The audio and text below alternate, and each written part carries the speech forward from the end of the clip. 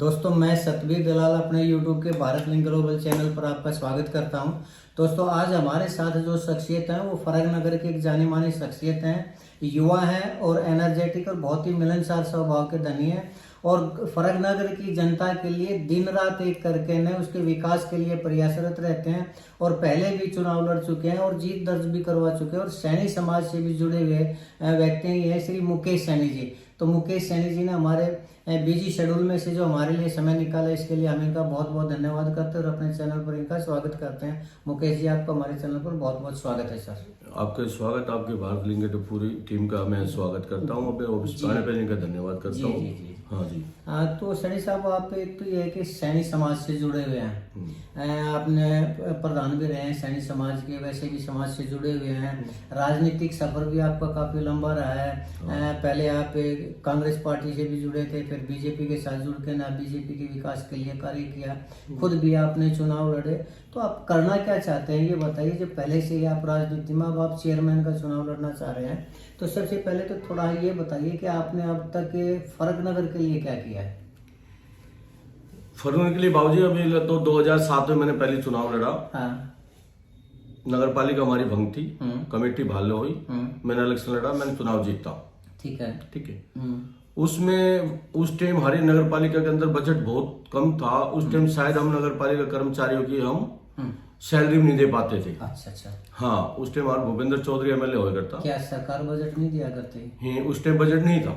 अच्छा। हाँ, फिर हमने एक अपनी बॉडी बैठाई, सारे पार्षद इकट्ठे हो गए, एक उसमें रेजोल्यूशन पास करा कि जो नगर पालिका की सीमा है इसके आप कमिटी एंड लो। उसको लिए तो हमें 2% रेवेन्यू रिकॉर्ड मिलना पड़ा। तो जैसे जैसे आया तो हमारे कमेटी में पैसे आने लगा। ठीक है। हमने वैसे वैसे नगर पालिका की सीमा बढ़ाई और धीरे धीरे विकास करने लगे। पहले आपने 2007 में चुनाव लड़ा था, वार्ड 6 से जीते थे आप। हाँ जी। तो 6 के लिए भी कार्य किए होंगे आपने? हाँ, 6 के लिए कार्य किए मैंने।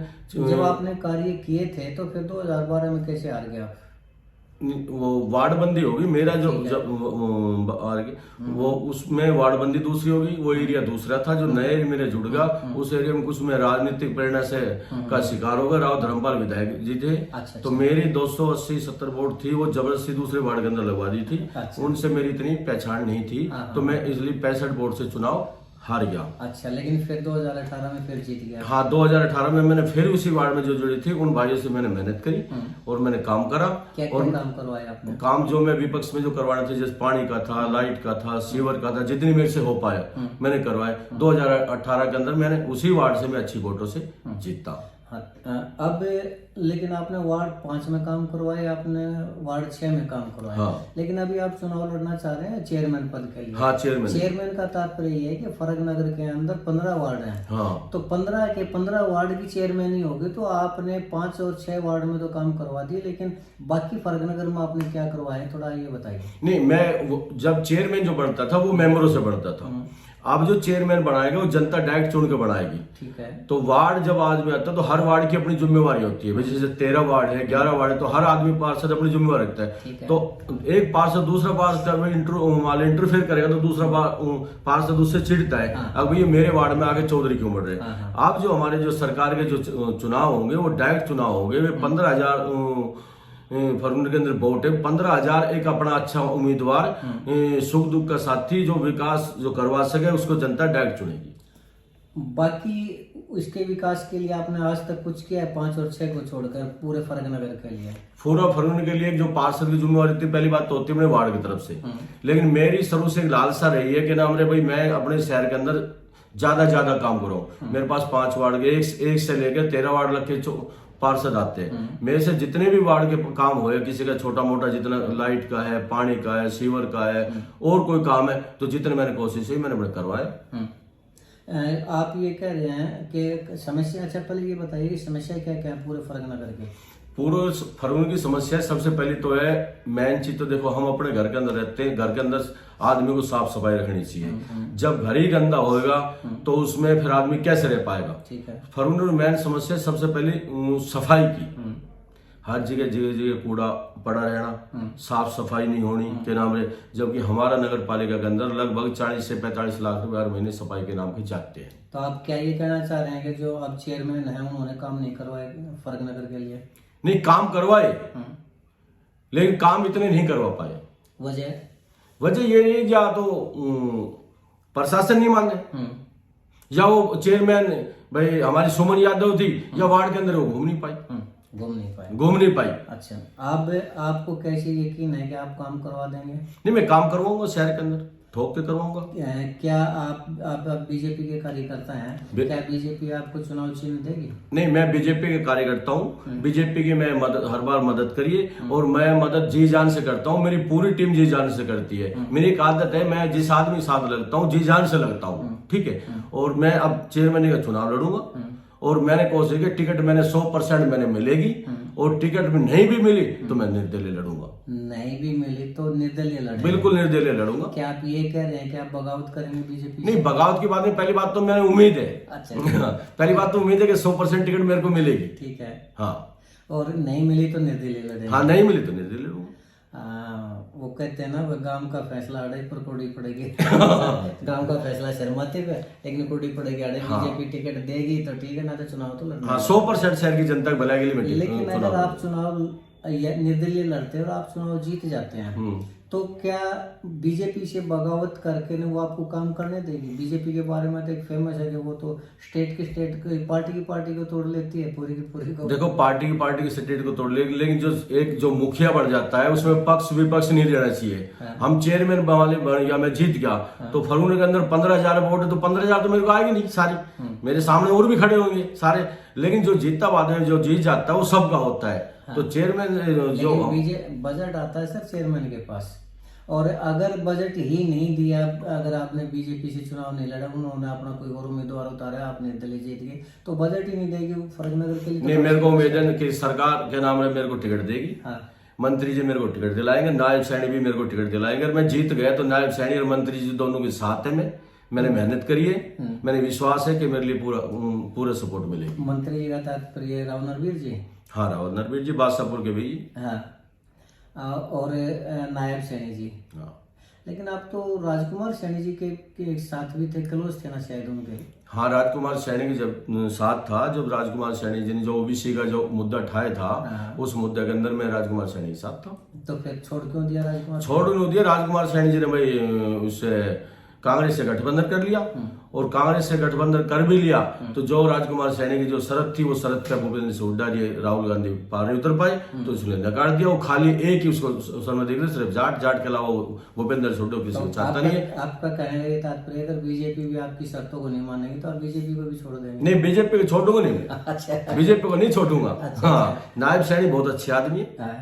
हाँ, लेकिन नायब सैनी अच्छे आदमी है, लेकिन जो बीजेपी ने जाट वर्सेस 35 बिरादरी किया आपस में, वो बांट रहे हैं, समाज को डिवाइड कर रहे हैं, क्या ये उचित है? नहीं, कहाँ बांट रहे हैं? अच्छा, नहीं बांट रहे हैं। भूपेंद्र सिंह हुड्डा देख नारा था, हुड्डा सरकार। नायब सैनी तो कभी ये नहीं कही भी नायब सरकार। चलिए, कोई बात नहीं। आपको उम्मीद है कि चुनाव जीत जाएंगे? बिल्कुल 100% चुनाव जीतूंगा। जनता से मेरे विश्वास है, और जनता मेरे को चाहती भी है। चाहे शहर में पार्टी सर्वे करवा ले, चुनाव में जीतूंगा। अगर आप ये चुनाव जीत गए तो क्या अगला एमएलए का चुनाव लड़ेंगे? हाँ, फर्रुखनगर बादशाहपुर विधानसभा बनी तो बिल्कुल लड़ूंगा। अच्छा, अगर फर्रुखनगर अलग से विधानसभा बनी तो? हाँ, संभावना है बनने की, क्योंकि 2027 में नया होने लग रहा है। अच्छा, तो आप कहने का मतलब ये है कि ये सपने ले रहे हैं कि फर्रुखनगर अलग से विधानसभा बने और आप एमएलए बने, और राव नरवीर के पैरेलल खड़े हो, आप उसके सामने खड़े होने की ताकत रखते हैं? नहीं, राव नरवीर तो एक बड़ा आदमी है, उसके सामने मैं खड़ा होता हूँ। अच्छा, वो तो एक उसकी बात अलग सी, ऐसी कोई बात नहीं। अच्छा, ये तो बाद की बात है। अच्छा, आपको उनका कार्यकर्ता मानते हैं, राव नरवीर का? मैं बीजेपी का सबका कार्यकर्ता हूँ। राव नरवीर की मदद मैंने अच्छी मदद करी है। मैंने तो राव इंद्रजीत की भी अच्छी मदद करी है। मेरे मुकेश पहलवान से भी संपर्क, उनकी मदद करी है। बिमला चौधरी की मदद करी है। जब पार्टी गया तो सबकी मदद करनी है। जिसकी मदद करता हूँ मैं कभी सच्चा दिल से मदद करता हूँ, और जो कहनी होगी मैं मुंह पे भी कहता हूँ। चलो, बहुत अच्छी, ये मेरी अपनी आदत है। बहुत अच्छी बात। आखिरी सवाल आपसे। हाँ, आप फर्रुखनगर के मतदाताओं को क्या अपील करना चाहेंगे कि वो आपको वोट दें? फर्रुखनगर के मतदाता तकरीबन तो मेरे से वाफिक है। ठीक है। मैं हमेशा फर्रुखनगर के मतदाता जनता के बीच में रहता हूँ। कोई भी काम हो मैं सबसे पहले आगे रहता हूँ। मैं उसमें ये नहीं देखता इसमें अच्छा है बुरा है। मैं शहर की जनता की आवाज के साथ रहता हूँ। कोई भी काम हो शहर के साथ हूँ, और शहर के वोटरों से मेरे को 100% विश्वास है कि 100% में क्या नाम जनता मेरी साथ है और मैं चुनाव जीतूंगा। जीते हैं और आप उनसे अपील करते हैं कि वो आपको वोट दें। हाँ तो आप उनके हर अच्छे में बुरे में साथ हैं। बिल्कुल साथ हूँ। मतलब बुरे में भी साथ है, कोई बुरा कर्म हाँ मेरा एक लक्ष्य ये है कि मैं 2 बार पार्षद बन चुका, ठीक है, 9.5 साल से समाज का प्रधान चुका। समाज के लिए मैंने एक अच्छा काम किया है, ठीक है। अपनी मर्जी से मैंने समाज का चुनाव करवाया, एक नए समाज का प्रधान चुन दिया। एक मेरी एक आत्मा इच्छा है, फरूनवाला से विश्वास है कि फरूनर के अंदर मैं कुछ काम करके दिखाऊं। कति भ्रष्टाचार से शहर मुक्त हो, फरूनर की जनता को हर चीज की सुविधा मिले। प्रॉपर्टी आईडी की जनता इतनी परेशान हो रही कि चक्कर काट कर परेशान हो गई, फैमिली आईडी देंगे बहुत परेशान होगी। हमारे नगर पालिका के सेक्रेटरी इतने भ्रष्ट आदमी है, कभी भी ना किसी जनता का फोन उठावे और ना कभी किसी पार्षद का फोन उठावे। उसने कोई मतलब नहीं, उसने मलाई खाने से मतलब है, उसने उसके अलावा कोई मतलब नहीं। ऑन रिकॉर्ड ऐसी बात नहीं कहते मुकेश जी। चलिए कोई बात नहीं। तो बहुत शुक्रिया आपने हमारे को टाइम दिया इस चीज़ के लिए। तो दोस्तों ये मुकेश सैनी जी थे जो कि फर्रुख नगर के विकास के लिए संघर्षरत हैं।